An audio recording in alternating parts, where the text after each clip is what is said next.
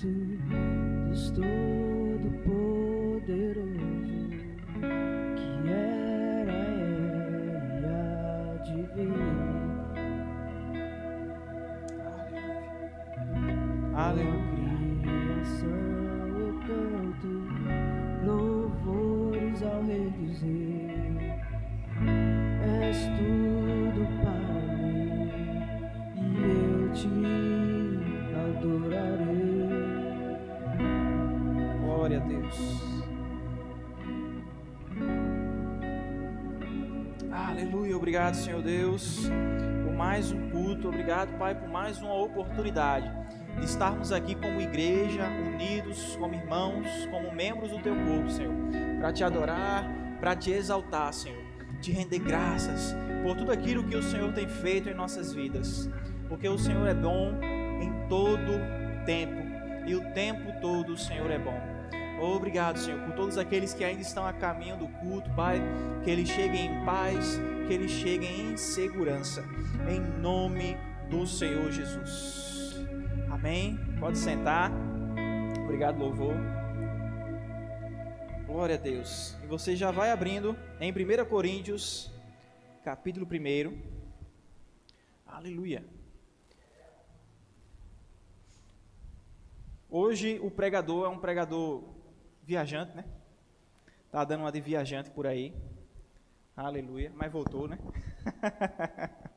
Aleluia. Porque o bom filho a casa retorna, né? É assim? Glória a Deus. Amém? E vai ser um pregador abençoado, cheio de Deus. Aleluia. E vai ser eu mesmo. Amém? É porque eu estou fazendo aqui o papel do apresentador e do pregador. Então a gente sempre diz que o pregador é abençoado, né? Aleluia, glória a Deus. Já chegou lá em 1 Coríntios, capítulo 1? Vamos ler juntos o versículo 23. Aleluia. Está escrito assim, Paulo escreveu: mas nós pregamos o Cristo crucificado, que é o quê? Escândalo para os judeus e loucura para os gentios. Aleluia. Pegue sua Bíblia, vamos fazer uma confissão de fé. Diga assim: essa é a minha Bíblia. Sou o que ela diz que eu sou. Tenho o que ela diz que eu tenho. E eu posso o que ela diz que eu posso. Nessa noite serei ensinado pela palavra de Deus. E corajosamente eu declaro que minha mente está alerta, o meu coração está receptivo, e eu nunca mais serei o mesmo. Aleluia, amém.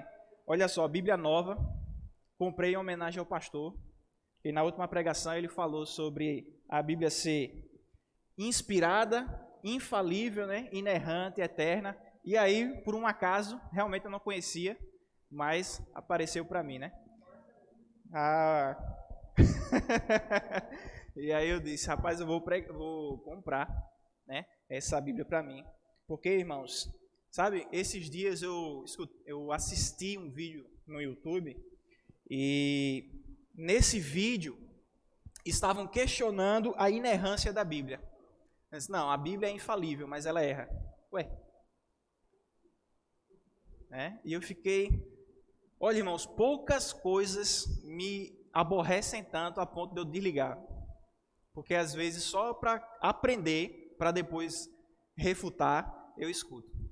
Mas quando as pessoas elas começam a atacar a palavra de Deus dessa forma, eu já não tenho mais paciência. A vontade mesmo é desligar. E olhe que eu ainda assisti um bocadinho.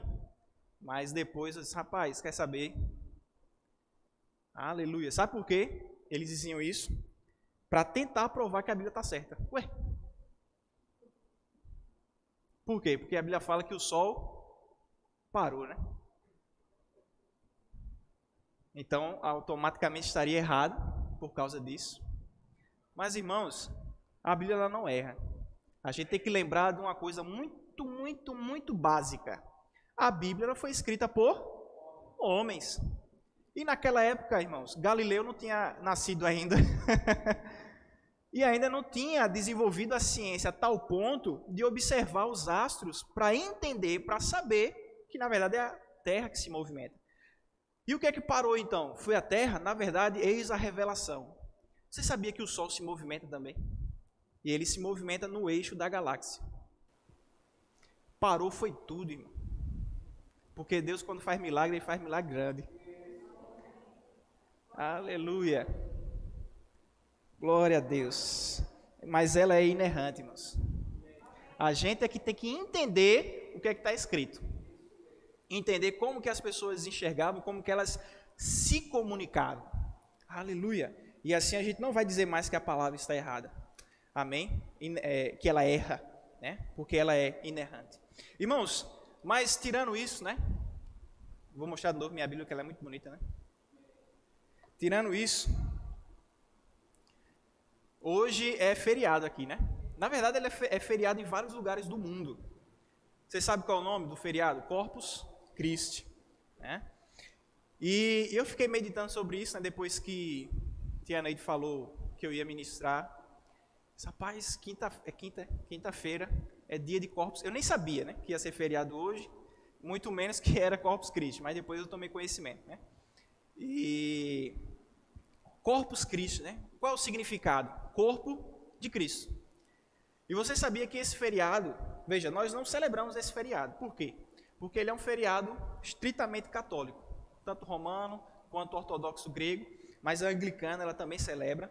E esse feriado ele nasce de um suposto relato de milagre em que a hóstia, lá no século XIII, se transformou em carne ensanguentada.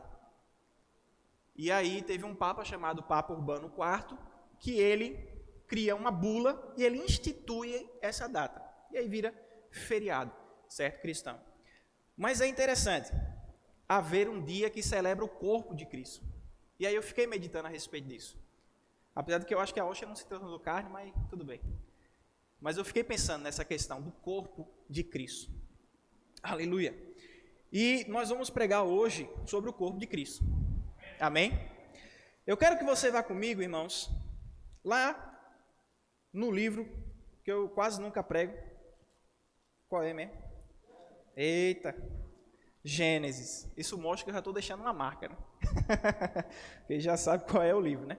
Então, vê só, lá em Gênesis, deixa aberto, nós vamos ler alguns capítulos, mas primeiro eu preciso fazer uma introdução, para a gente não ler tudo, certo?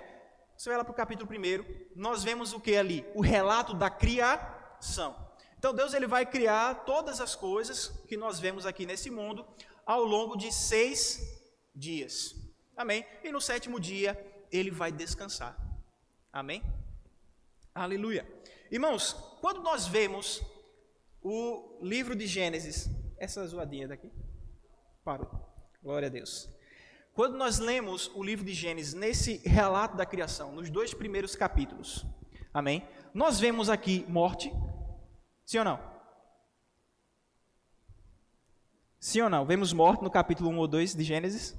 Não, não vemos morte, amém? Se você está pensando na queda, é só no capítulo 3, ok? Então nós não vemos morte no capítulo 1 nem 2 de Gênesis. Nós não vemos destruição no capítulo 1 e 2 de Gênesis. Aleluia. Nós não vemos guerras, nós não vemos conflitos, nós não vemos tribulação alguma. Quando Deus ele finaliza a sua criação, ele fala um negócio muito interessante. No versículo 31 de Gênesis 1. Ele viu tudo quanto tinha feito e tudo era muito bom. Aleluia. Para ser bom, não pode haver morte, irmãos. Para ser bom, não pode haver conflito, destruição, inimizade, discórdia. E nós vemos o contrário de todas essas coisas más. Nós vemos apenas coisas plenamente boas. Adão era plenamente suprido, ele não tinha falta de nada. Quando um dia, uma vez, em algum momento ali, ele observou que estava faltando alguma coisa, Deus já tinha visto antes e disse, não é bom que o homem esteja só. Aleluia. Ele tinha comunhão perfeita com o Pai. Nada faltava. E quando Eva foi criada para Adão, eles dois também tinham uma comunhão perfeita. Aleluia. Não tinha briga de casal. Não tinha crise de 7 anos, de 10 anos, de 20 anos. Não tinha. Aleluia. Era tudo pacífico. Tudo perfeito. Aleluia. Irmãos, você sabe que o reino de Deus, ele não consiste em quê? Em comida nem bebida. Amém? Está lá em Romanos capítulo 14, versículo 17. O reino de Deus não constitui nem de comida, nem de bebida. Mas em quê? Em justiça, paz e alegria no Espírito Santo. Aleluia. Irmãos, quando nós olhamos aqui para o primeiro capítulo de Gênesis, nós não vemos injustiça. Como eu já falei, não tem guerra, não tem conflito, não tinha nada. Ou seja, havia paz. Aleluia. E nada faltava. Eles tinham comunhão plena com Deus, ou seja, alegria perene.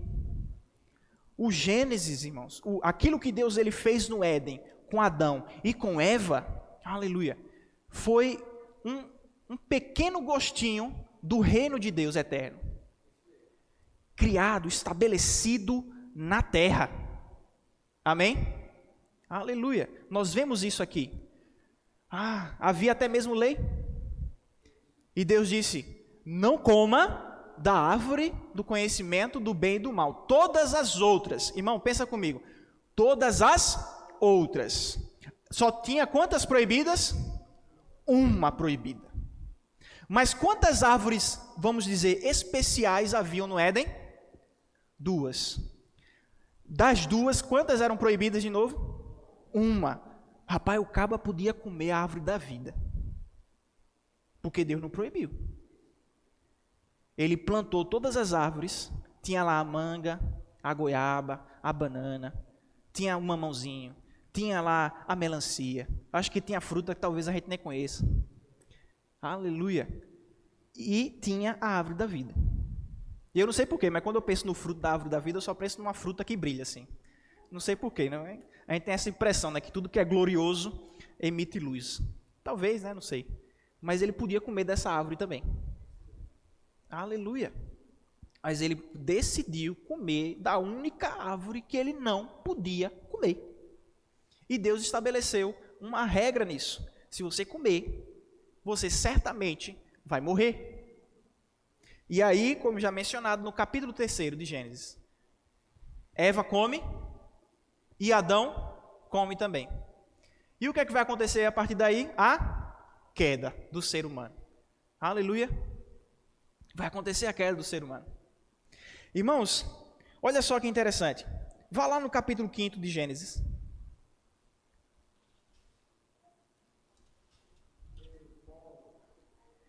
Nós vamos ler o versículo 1 ao 2. Preste bastante atenção. Eu tenho certeza que você já deve ter lido, porque você não pula genealogia, não é verdade? Aleluia. Amém, né? Capítulo 5, versículo 1 de Gênesis diz assim: esse é o livro da genealogia de Adão, no dia em que Deus criou o quê? O ser humano, a semelhança de Deus o fez. Deus os criou, homem e mulher, e os abençoou e lhes deu o nome de, dependendo da sua tradução, vai estar Adão. Quem é que está assim? A palavra Adão, tá na sua Bíblia, tá na sua Bíblia, tá na sua, tá na de vocês. Mas eu pergunto uma coisa, peraí, calma aí. Adão não era o homem? Então por que o versículo 2 está dizendo, criou Deus o homem e mulher e o chamou de Adão? E agora? Agora queimemos nossa Bíblia? Não, né? Irmãos, a palavra Adão, ela vem do nome Adam. Amém? Adam. Adam vem de Adamar, inclusive. Adam, ela é uma palavra, irmãos, que não necessariamente é um nome próprio. Adam pode ser traduzido como, na minha Bíblia, por exemplo, ser humano. Então, irmãos, quando Deus ele criou Adão e Eva, o homem e a mulher, os dois eram Adam. Os dois correspondiam ao mesmo chamado de Deus. Quando Deus ele dizia, vem homem, ele estava chamando o ser humano. E vinha Adão e vinha Eva. plena unidade. Mas o que acontece quando o pecado entra no mundo? Deus ele vem, ele vai proferir juízo sobre a vida de Adão, de Eva e do homem, da mulher e da serpente. Depois disso, quando eles são expulsos do jardim, o homem olha para sua esposa Eva e diz: Adão sou eu, você vai ser Eva. Não foi Deus que deu o nome à mulher, foi o seu marido que a chamou de Eva. E foi o homem que tomou para si o direito de ser chamado Adão. Aleluia. E sabe o que isso significa? Divisão, separação, rompimento. Irmãos, quando o pecado entra na humanidade, a família se quebra. E por que a família vai se quebrar? Nós já lemos aqui em outra ocasião que quando Eva recebe do fruto e come do fruto, a Bíblia fala, isso você vai ver mais claramente na versão King James, deu ao seu marido que com ela estava. Por causa da omissão do homem, do sexo masculino, do marido, a família inteira ruiu. Ruiu de tal modo que a divisão que aconteceu entre o homem e a mulher era que o desejo da mulher seria sobre o homem, contra o homem, mas o homem iria dominá-la. E ainda continua, porque o primeiro filho que eles tiveram, chamado Caim, eles acharam que era o cumprimento da promessa de Deus, porque falou que da semente da mulher viria um que iria esmagar a cabeça da serpente. E aí quando Caim nasce, o primogênito, aleluia, eles dizem, com o auxílio do Senhor, obtivemos um varão. E eles tinham expectativa de que Caim iria redimi-los. Mas o que é que aconteceu? Caim matou o seu irmão. Mais uma divisão na família. Primeiro assassinato da história. E quer mais uma divisão? Ele fugiu e fundou uma cidade. Ele não queria habitar na cidade do seu pai Adão. Aleluia. Ele foi embora. E a Bíblia fala que Deus coloca uma marca nele. E diz que aquele que ferir Caim será ferido 7 vezes mais. Aleluia. E nós temos aqui 2 descendências sendo narradas a partir dos capítulos finais. Do 4 e o 5. Nós vemos a genealogia tanto de Caim, quanto a genealogia de quem? Sete. Que Abel, aparentemente, não deixou descendentes. Não é contada a sua genealogia aqui. Amém? Irmãos, o que acontece depois? Veja, além da divisão do ser humano com o ser humano, além da divisão familiar que acontece por conta da queda, a Bíblia fala que também vai acontecer um rompimento com Deus. Irmãos, eu não sei se você teve a curiosidade de pegar a idade de cada uma dessas pessoas, de cada um desses personagens do capítulo 5 de Gênesis. Se você pegar a idade de cada um deles e alinhar, Adão ficou vivo até a época de Matusalém. Ou seja, todas as pessoas que estivessem vivas, que nasceram e continuaram vivas até Matusalém, tiveram acesso a Adão.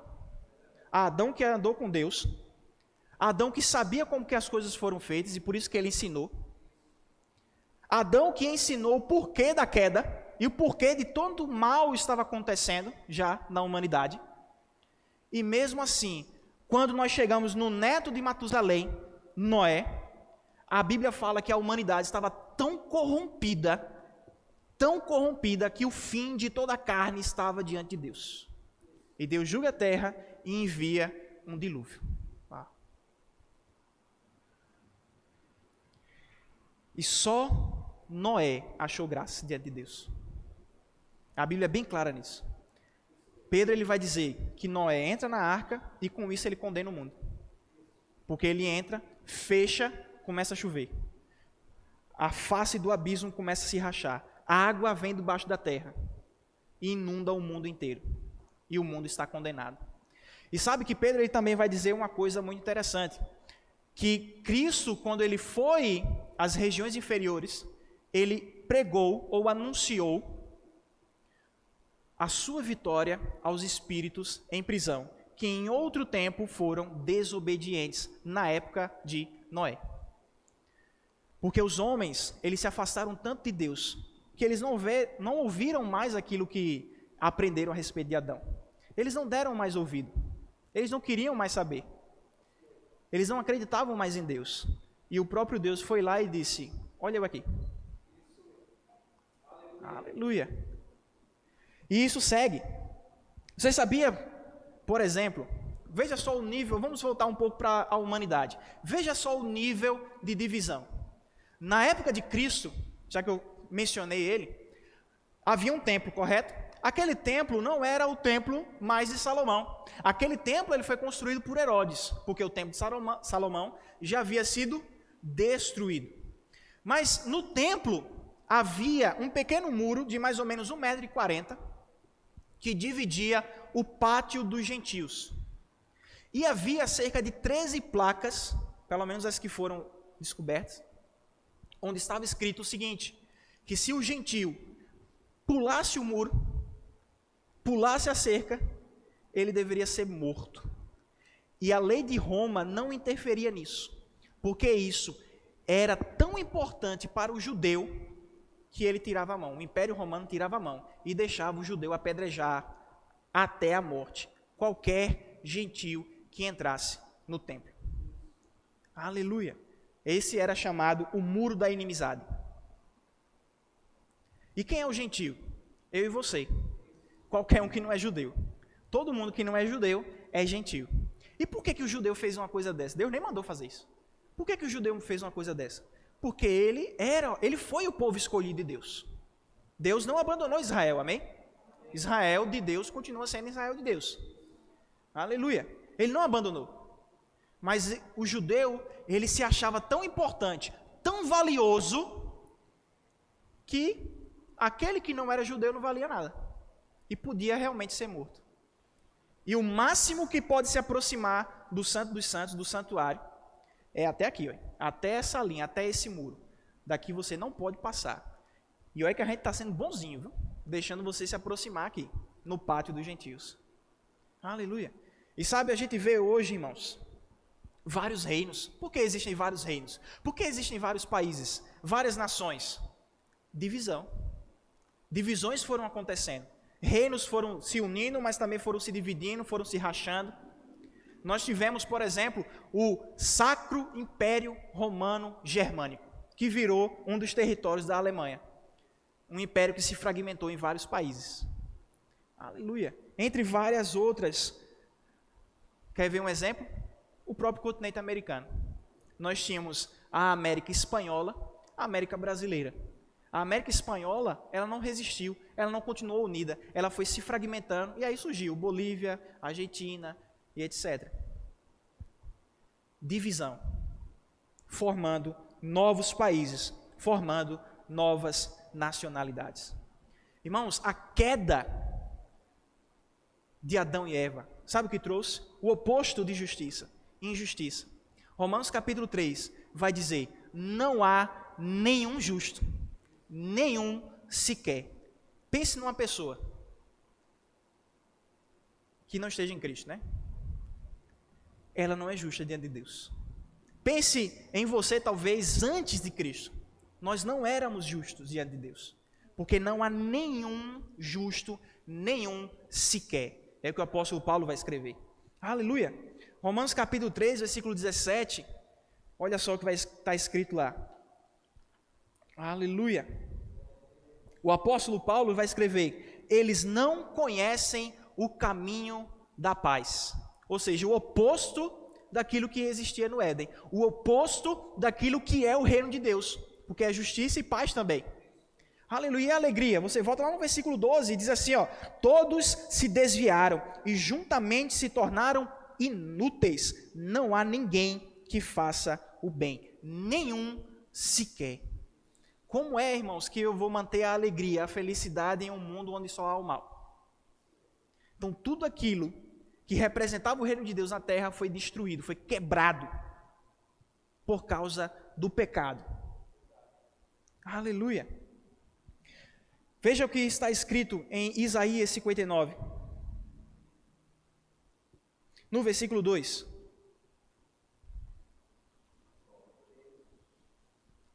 O profeta ele vai escrever: mas as iniquidades de vocês fazem separação entre vocês e o seu Deus, e os pecados de vocês, que vocês cometem, o levam a esconder o seu rosto de vocês, para não ouvir os seus pedidos. Uau! Sabe, o homem, ele literalmente morreu assim que ele comeu da árvore proibida. Não, mas ele continuou vivo, teve filho, viveu até Matusalém. Mas ele se separou de Deus por causa do seu pecado. E todo aquele que está separado de Deus está na morte, porque Deus é a vida. Ele é o autor da vida. E é por isso que a condenação eterna é chamada de segunda morte.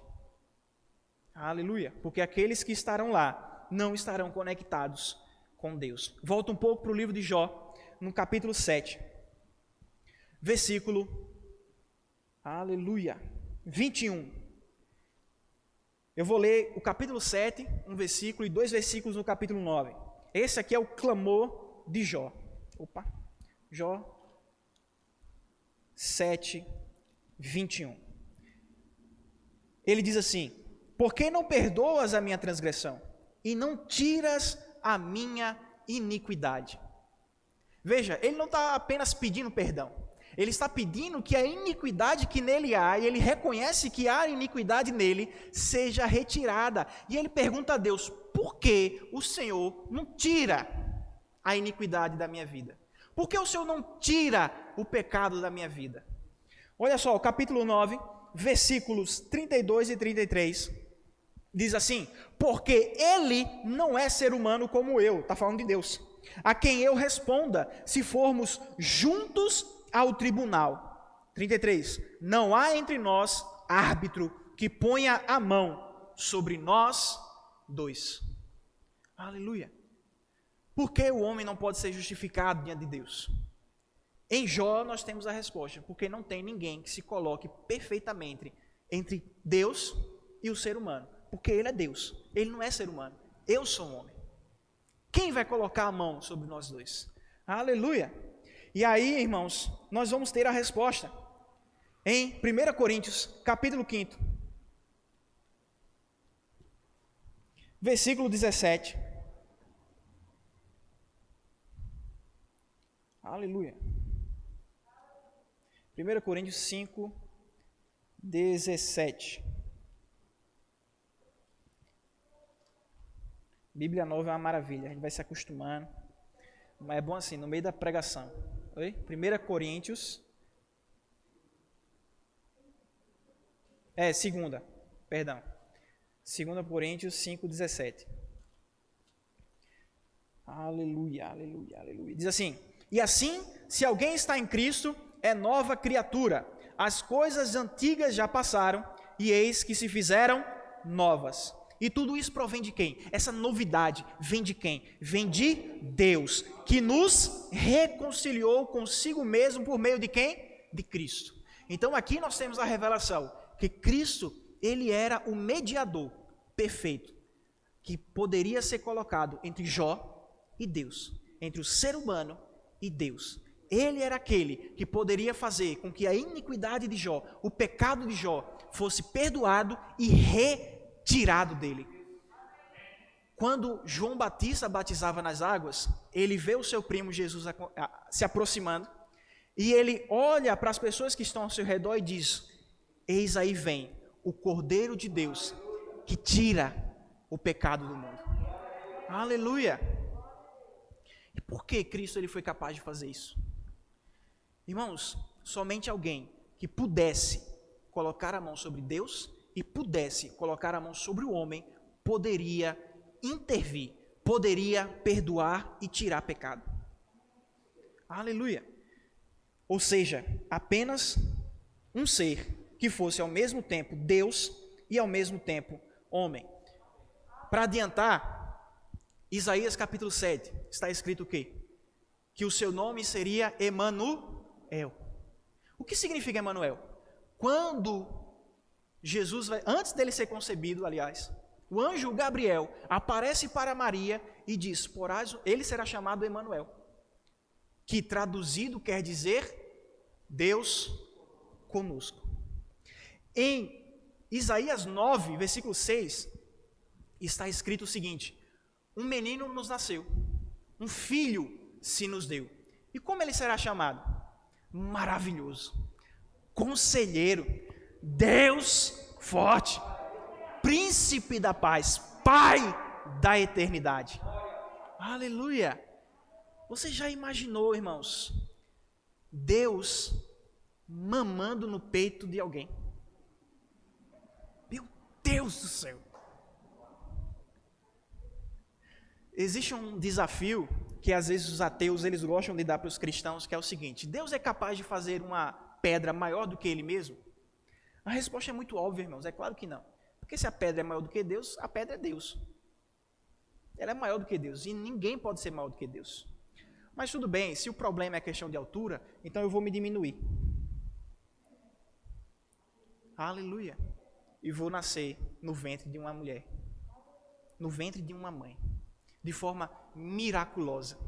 Aleluia. E o que eu acho impressionante também, irmãos, é que quando Maria vai ter com Isabel já estava com 6 meses de gravidez de João Batista, a Bíblia fala que o feto de João Batista se agitou no ventre de Isabel, de tal forma que o Espírito Santo veio, irmãos, porque na verdade ele já era cheio do Espírito desde o ventre, e a mãe dele começou a louvar, a entoar cânticos a Deus.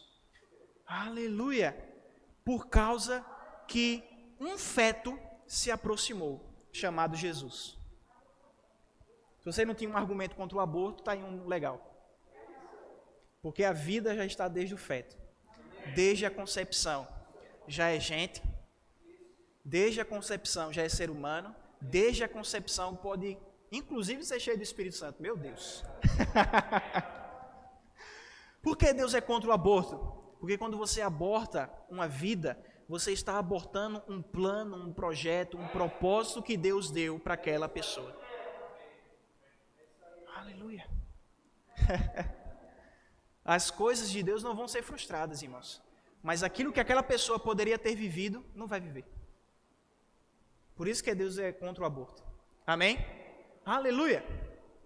Agora, ok, Gabriel, mas esses argumentos, alguém me disse isso uma vez, né? Recentemente. Não, Gabriel, mas você citar o nome Emanuel, citar Isaías 9, que fala que é Deus forte e tal, isso aí já é muito batido.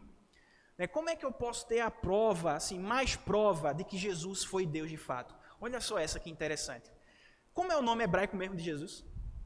Yeshua. Vou falar Yeshua que é mais fácil. Yeshua. Yeshua, ele é uma abreviação de um outro nome chamado Yehoshua. Ambos os nomes aparecem no Antigo Testamento.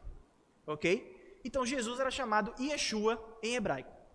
E o que significa Yehoshua? Yehoshua, que é traduzido inclusive por Josué na nossa língua, certo? E Yeshua por Jesus na nossa língua. E Yehoshua significa Iau ou Yahu, salva, resgata. Ou seja, o que é Iau, Yahu? É uma das formas do nome de Deus. Então, literalmente é Deus resgata, Deus salva. Amém? Então, quando as pessoas falavam o nome de Jesus, eles estavam dizendo o quê? Deus resgata e Deus salva. E o anjo Gabriel diz: você vai botar esse nome nele porque é ele que vai salvar. Ele é o Deus que resgata e ele é o Deus que salva. Aleluia. Você quer mais? Atos capítulo 20. Glória a Deus. Atos capítulo 20. Aleluia. Versículo 28. Onde está escrito o seguinte: cuidem de vocês mesmos e de todo o rebanho no qual o Espírito Santo os colocou como bispos. Só segura um pouco aqui. Amém? Isso aqui ele está falando para quem? Para bispos. Para pastores, no caso. Na Bíblia, na verdade, não existe essa distinção de presbítero, bispo e pastor. São equivalentes, são termos equivalentes. Amém? Então, na nossa igreja, por exemplo, a gente não classifica. Não, fulano é presbítero e pastor Cláudio é pastor. E outra pessoa é bispo. Não, a gente chama bispo Guto, chamava, né? Mas na verdade, foi por causa de uma brincadeira do apóstolo Bud. Diz, ele tem cara de bispo, vai ser chamado de bispo. Mas na nossa igreja, a gente não tem essa questão bem definida. Presbítero, não, por quê? Porque é tudo equivalente. Amém? E aqui ele está falando disso. E aqui já fica um conselho do próprio Paulo, para aqueles que têm um chamado pastoral. Você tem que cuidar da tua vida, primeiro, e do rebanho, que foi confiado. Na verdade, Paulo ele vai repetir isso para Timóteo. Primeiro você cuida da sua casa, você cuida da sua vida. Porque como é que você não sabe cuidar dessas coisas e vai cuidar da igreja de Deus? Amém? E aí ele continua no versículo 28, diz assim, para pastorearem a igreja de quem? De Deus, o qual ele comprou com o seu próprio sangue. Foi o sangue de Deus derramado na cruz. Se Jesus fosse só homem, não era o sangue de Deus derramado na cruz, era o sangue do homem. Quem foi que morreu na cruz? Foi Jesus homem ou Jesus Deus? Os dois, irmãos. Porque não há separação entre Jesus Deus e Jesus homem. Ele é plenamente 100% Deus e 100% homem. Isso é um mistério. Paulo ele vai escrever para Timóteo no capítulo 3, versículo 16, se não me engano é 1 Timóteo, onde ele vai dizer, grande é o mistério da piedade, que Deus se manifestou em carne. Não tem como explicar um negócio desse. Quem morreu na cruz? Deus homem. Homem Deus. Aleluia. Quem foi que foi tentado no deserto? Deus homem. Quem foi que foi tentado em todas as áreas? Deus homem. Quem teve fome? Deus homem. Quem mamou no peito da mãe? Deus homem. Quem foi que cheirou? Quem foi que teve a fralda trocada? Deus homem. Aleluia.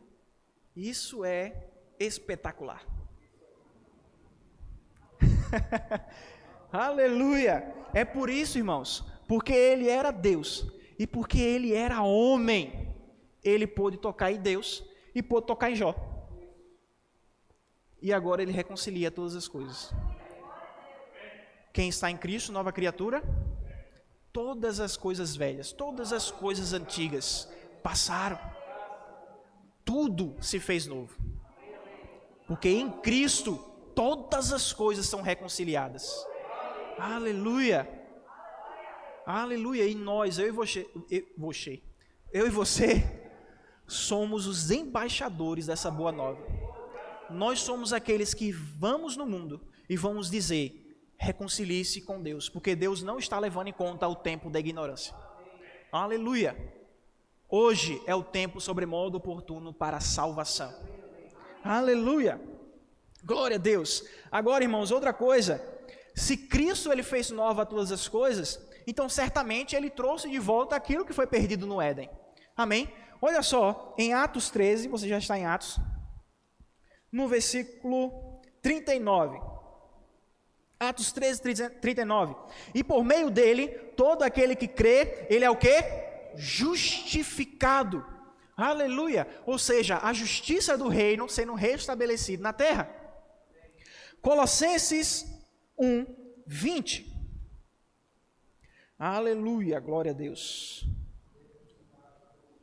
Colossenses, que fica depois de Filipenses, capítulo 1, versículo 20, onde está escrito o seguinte: e que, havendo feito a paz, aleluia, pelo seu sangue na cruz. Então ele restabelece agora a paz e a alegria. Você avança um pouco mais, Hebreus capítulo 1. Quantos estão em Cristo aqui? Amém. Versículo 8, versículo 9 diz assim, Hebreus 1, mas a respeito de quem? Do Filho, diz o quê? Ó Deus. Do Filho diz, ó Deus. O teu trono, ó Deus, é para todos sempre. Cetro de quê? Justiça. É o cetro do teu reino. Amaste a justiça e odiaste a iniquidade. Por isso, Deus, falando de Jesus, o teu Deus te ungiu com óleo de alegria. Então, se nós estamos em Cristo, se nós somos corpo de Cristo, Você sabe que o óleo ele vai descendo, né? Vem pela cabeça, passa pela barba e, aleluia, cobre todo o corpo. Nós, porque estamos conectados em Cristo, porque somos o corpo de Cristo, aleluia, nós temos a alegria restabelecida na nossa vida. Não precisamos andar em tristeza, não precisamos andar em medo, não precisamos andar em condenação. Agora, uma ressalva em relação à condenação. Por causa disso, andaremos ainda mais em pecado? Paulo escreve em Romanos, não é isso? Capítulo 6. Não, de maneira nenhuma. Aleluia. Porque na realidade é onde abunda o pecado que superabunda a graça. Não é o contrário. Não é porque eu estou revestido pela graça de Deus, alcançado pela graça de Deus, que agora eu vou pecar à vontade. De forma alguma. De forma nenhuma. Aleluia. Glória a Deus. Agora, irmãos, ok. Então em Cristo nós estamos reconectados ao Pai. Amém? Mas e uns com os outros? Deus ele faz uma promessa para Abraão, né? Ele faz assim: em ti serão benditas todas as famílias da terra. Ele não falou todas as famílias da tua descendência. Ele não falou todas as famílias do reino que eu vou fundar através da tua descendência, ou seja, o reino de Israel. Mas todas as famílias da terra, sem exceção. Como então alcançar todas as famílias por meio de Abraão? A Bíblia fala que aqueles que são da fé são também filhos do pai Abraão. Aleluia. E por causa disso, irmãos, lembra daquele muro que eu falei para vocês que tinha? Efésios capítulo 2, versículo 14, vai dizer que Cristo desfez em si mesmo. Vamos ler. Isso aqui é poderoso demais, só para eu citar. Aleluia. Efésios capítulo 2, versículo 14. Olha só. Porque ele é a nossa paz. De dois povos, ele fez quantos? Um só. E na sua carne, no seu corpo, ele derrubou a parede da separação que estava no meio. A parede da inimizade. Aleluia. Agora o gentio pode pular o muro. Ele pode atravessar. Ele pode se aproximar mais e mais e mais de Deus. Por quê? Gálatas capítulo 3 vai dizer: em Cristo não há judeu nem grego. E o grego aqui está representando o gentio. Mas todos somos um só em Jesus Cristo. Um só nele. De tal modo, irmãos, de tal modo, aleluia, aleluia, que em Romanos vai dizer que pelo Espírito que nós recebemos, em Gálatas também ele vai dizer, Gálatas capítulo 4, versículo 6, aleluia, esse aqui eu quero ler com vocês também. Olha só o que ele diz, Gálatas capítulo 4, no versículo 6, onde está escrito o seguinte: e porque vocês são filhos, Deus enviou o Espírito do seu Filho ao nosso coração, e esse Espírito ele clama Abba em hebraico e Pater em grego, porque agora todos os povos podem chamar Deus de Pai, todas as famílias podem chamar Deus de Pai. Não, galera, mas Abba Pai não é paizinho, não, Abba é paizinho. Abba é em hebraico, Pater, que é traduzido como grego na sua Bíblia, ou que é traduzido como pai, né, na sua Bíblia, vem do grego. Aleluia. Os dois povos agora podem chamar Deus de Pai. E é interessante porque Deus ele havia prometido isso: chamarei um povo que nem é povo, de meu povo. Um povo que nem me conhece, eles virão até mim. Eles virão para mim. Eu farei uma aliança com eles. Aleluia. Aleluia. E 1 Coríntios capítulo 12 vai dizer o quê? Que todos nós somos um corpo de Cristo. É impossível uma pessoa ter dois corpos, irmão. Só se tem um corpo. Todos nós somos corpo de Cristo, mas cada um é um membro individual. Mas eu não gosto de fulano, Gabriel. Eu estou com raiva do meu pastor. Ele passou por mim e não falou comigo. Não me deu bom dia, não me deu boa tarde, não me deu boa noite. Eu ligo para ele 3 horas da manhã, ele não me atende. Não ligue para o seu pastor 3 horas da manhã. Só brincadeira. Aí a Bíblia fala assim, Paulo, no mesmo capítulo de 1 Coríntios 12, ele diz: só porque o membro diz, eu não sou corpo, deixa por causa disso de ser corpo? E o pé? Deixa de ser pé por causa disso? Deixa de ser do corpo, porque diz que não é do corpo? O braço deixa de ser do corpo, porque diz que não é do corpo? Irmão, você pode ter raiva de quem quiser, mas você ainda continua sendo do corpo e tem que aprender a perdoar. Tem que aprender a amar. Tem que aprender a se curar dessas coisas. Porque não é por uma raiva, por um desentendimento com outro que também é membro, que eu deixo de ser membro ou ele também. Que eu deixo de ser corpo ou ele também. Aleluia. Sabe, uma vez eu ouvi esse ditado que diz assim, rapaz, família a gente não joga fora. Corpo também não, irmãos. A não ser que a pessoa tenha uma disfunção, ela não vai sair se cortando e jogando os pedaços fora. Não, eu pelo menos quero manter meu corpo aqui inteiro. Meus dedos, minhas unhas, minhas orelhas, meus olhos. Tudo no lugar, tudo cumprindo o seu papel para o qual foi criado. Aleluia, glória a Deus. E agora, irmãos, para finalizar, eu lembro, ainda falando do corpo de Cristo, eu lembro da ceia, né? Em 1 Coríntios capítulo 11, Paulo ele vai repreender os cristãos de Corinto. Tanto no versículo 18, olha só, eu vou ler com vocês também. 1 Coríntios 11. Veja, o versículo 18, Paulo ele diz assim, porque antes de tudo, estou informado de que, quando vocês se reúnem na igreja, existem o quê? Divisões entre vocês. E eu, em parte, acredito que isso é verdade. E no versículo 20, ele vai dizer o seguinte, aleluia, quando, pois, se reúnem no mesmo lugar, não é a ceia do Senhor que vocês comem. Por quê? Porque a ceia é unidade. Porque foi no corpo de Cristo que Cristo estabeleceu a unidade. E você se lembra também da história do Adão e da Eva, né? Que eu contei para vocês no começo. A Bíblia fala, na mesma epístola de Gênesis, de Gálatas, capítulo 3, que também não há homem nem mulher, mas todos somos um em Cristo Jesus. Em Cristo, aquilo que foi rompido, aquilo que foi dividido, é reunificado.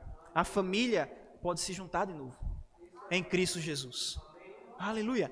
Esse é o motivo, essa dissensão, essa discussão, essa separação, divisão que estava acontecendo em Corinto, esse é o motivo de Paulo dizer, vocês não sabem discernir o corpo. E é por isso que vocês têm muito doentes entre vós. Você vai ver aqui que ele não fala de nenhuma outra coisa. É engraçado, porque quando a gente vai citar esse versículo, a gente pensa em N coisas que Paulo nem menciona nesse capítulo. Não porque fez isso, não porque fez aquilo, por isso que não pode cear. Ele está falando de pessoas que não se consideram. Vocês têm divisão, vocês comem um na frente do outro, vocês comem a tal ponto que outro fica com fome. Não é a ceia que vocês estão comendo. Porque se fosse a ceia, aleluia, vocês iriam agir como corpo. Considere o corpo. Considere quem vocês são. Considere aquilo que Cristo fez na cruz. E aí não vai haver doente entre vocês. Não vai haver muitos que dormem entre vocês. Aleluia. Você sabia que os apóstolos não tinham nem nascido de novo quando Deus ele fez a última ceia? Quem sabia disso? Não é, né? Não é não? Já tinha morrido? Já tinha ressuscitado? Não. Meu Deus, estou escandalizado, Gabriel. Irmãos, mas está na Bíblia, eu vou fazer o quê? Vou arrancar? Não tinham nascido de novo, porque eles só recebem o Espírito quando Cristo ressuscita e sopra sobre eles. E depois a gente vê em Atos a descida do Espírito Santo. Não, Gabriel, não concordo. Não posso fazer nada, irmão. Só estou citando a Bíblia, não estou nem falando nada. Você que está concluindo. Eu só estou citando a Bíblia. E aí? Você sabia que Cornélio nem respondeu a um apelo de salvação? No meio da pregação, ele foi batizado no Espírito Santo. Mas só é batizado no Espírito Santo quem é? Nascido de novo. Porque se nasce de novo pela fé. E ele creu e ele confessou publicamente, sim. Aleluia. Mas, irmãos, confessar publicamente não é necessário. A gente faz o apelo que é para chamar a pessoa, encorajar, ajudar a pessoa e ela tomar um novo caminho. Mas não é isso que salva. O que salva é a fé. A Bíblia fala o quê? Crê com o coração e confessa com a boca. O quê? Que Deus existe. e que ele ressuscitou Jesus Cristo dentre os mortos. Aleluia. Creu, está salvo.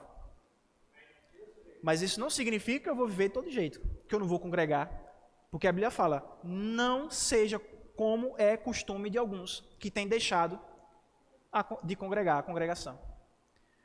Em Hebreus capítulo 10 fala, se nós pecarmos voluntariamente, deliberadamente, o que nos resta é uma terrível expectativa de morte e de ardor de fogo eterno.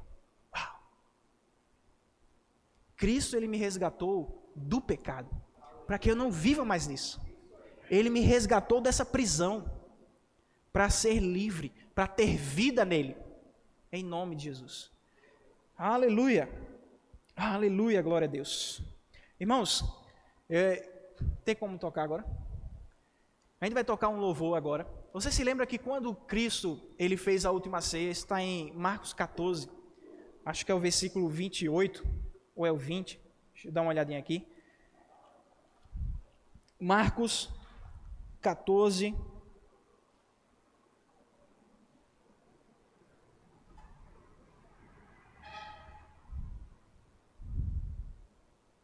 (26) E tendo cantado um hino, saíram para o Monte das Oliveiras.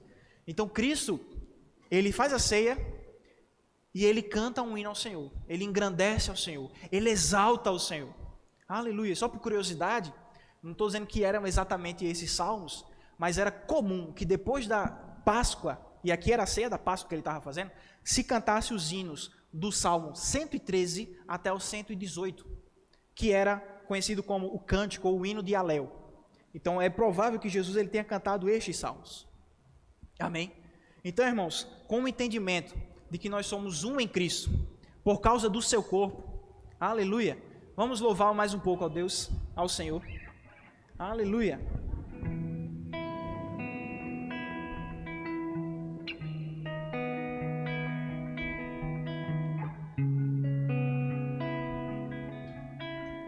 Glória a Deus. Você pode se pôr de pé. Vamos engrandecer o nome do Senhor.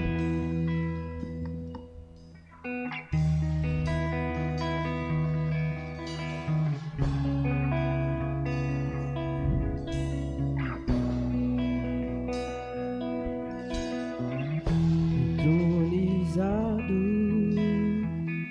e exaltado, esse honra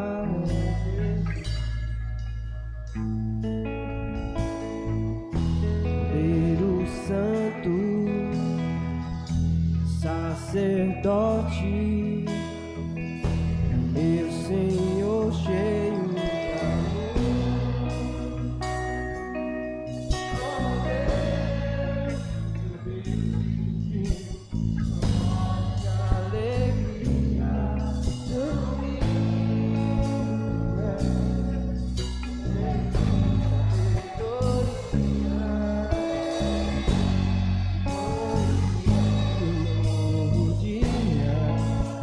nasceu para mim.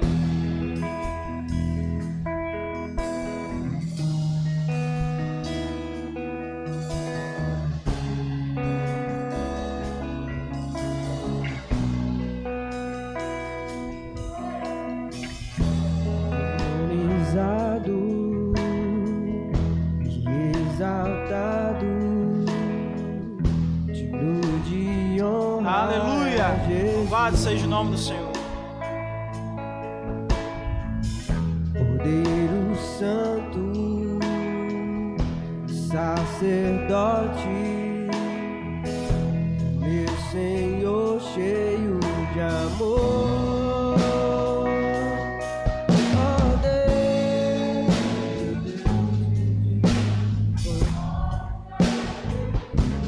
Maravilhoso, Deus. Maravilhoso.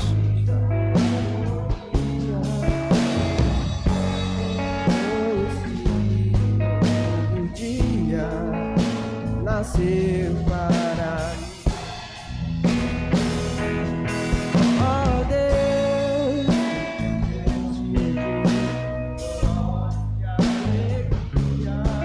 tão lindo é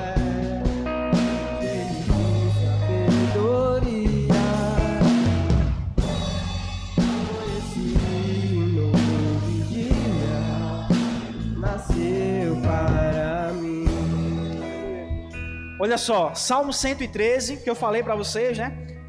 Do 113 ao 118, que eram os salmos que eram cantados após a refeição da Páscoa. E talvez, possivelmente, foram os salmos que Cristo e os seus apóstolos também louvaram, cantaram. No versículo 1 diz assim: Aleluia! Louvem, ó servos do Senhor, louvem o nome do Senhor. Bendito seja o nome do Senhor, agora e para todo sempre, do nascimento do sol até o momento em que se põe. E Cristo, amados, ele foi crucificado. 9 horas da manhã ele já estava na cruz. Aleluia. E ele permaneceu ali até 3 horas da tarde, quando morreu.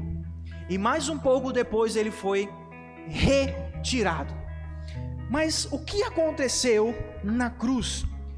Colossenses capítulo 2, no versículo 14, diz assim: cancelando o escrito de dívida que era contra nós e que constava de ordenanças, o qual nos era prejudicial, removeu-o inteiramente, cravando-o na cruz, e despojando os principados e as potestades, publicamente os expôs ao desprezo, triunfando sobre eles na cruz. Irmãos, a Bíblia fala que muitas pessoas olharam para Cristo, menearam a cabeça, zombavam dele e ainda diziam assim: está chamando por Eli, que o salve. Ah, não é filho de Deus? Que Deus o salve. Aleluia. Mas na cruz, a maior vitória de todos os tempos foi feita. A maior batalha foi cravada, vencida, finalizada na cruz. Não, irmãos, não foi Satanás que triunfou, foi Deus que triunfou. Aleluia. Oh, Adão, um dos significados de Ada, entre alguns outros, sabe qual é? Sangue. E quando Adão, que é sangue, e que a Bíblia fala que Jesus veio de José, José veio de não sei quem, veio de Salomão, que veio de Davi, que veio de Abraão, e veio de Adão, e Adão veio de Deus.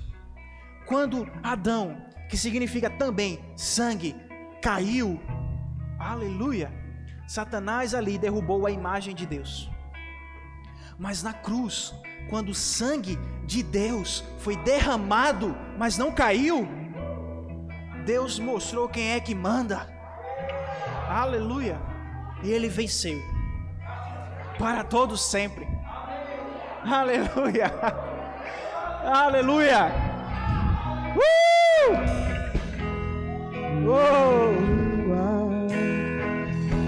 Com uma pena, habilidoso escritor, e no meu coração uma música de amor. Oh Deus, meu Deus, te ungir com óleo de alegria. Tão lindo tu és, cheio de sabedoria. Te conheci um novo dia, nasceu para mim. Oh Deus, Deus te ungiu com óleo de alegria. Você pode se alegrar. Eu sei que o dia hoje pode ter sido um pouco cansativo, pode ter sido um pouco estressante, mas nesse momento nós estamos na presença do nosso Deus e do nosso Pai, aquele que todos agora, pela fé em Jesus, podem de chamá-lo meu Pai, meu Salvador, meu Deus. Oh, você pode se alegrar.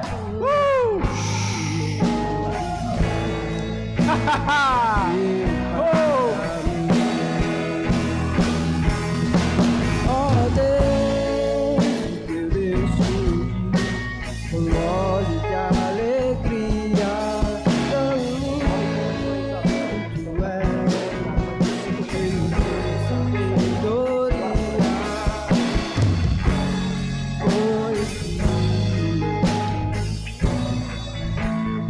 Aleluia, Pai, em nome de Jesus, eu te rendo graças porque na cruz Jesus levou todas as nossas enfermidades, todas as nossas doenças. Deus, em nome de Jesus, eu intercedo, eu oro pela vida da irmã Isabel, Pai. Em nome de Jesus, que cura se manifeste no corpo dela, do alto da cabeça à planta dos pés, de dentro para fora, de fora para dentro, de todos os lados. Aleluia, em nome de Jesus. Enfermidade, doença, eu digo a você, pelo nome do nosso Senhor Jesus Cristo, saia, eu te expulso em nome de Jesus, porque esse corpo não te pertence, esse corpo foi comprado pelo sangue de Jesus Cristo. Aleluia.